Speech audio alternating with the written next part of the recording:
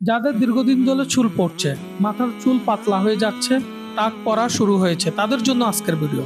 চুল পড়ার অনেক কারণ রয়েছে, যেমন বংশগত রোগ, যেটাকে আমরা অ্যান্ড্রোজেনিক অ্যালোপেশিয়া বলি, পুষ্টির অভাব, বিশেষ করে iron, vitamin D, vitamin B 12, zinc ইত্যাদি।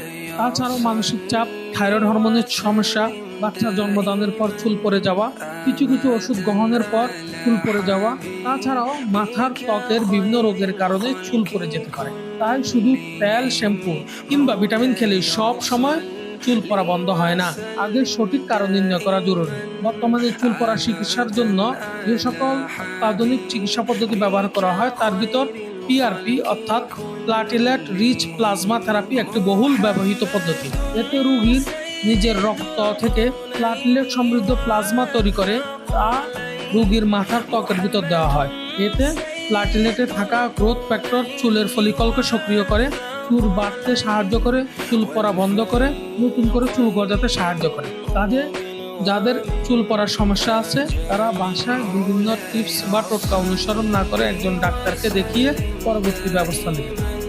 সবার জন্য শুভকামনা রইল। অন্যদিন অন্য কোনো গুরুত্বপূর্ণ বিষয় নিয়ে আলোচনা হবে।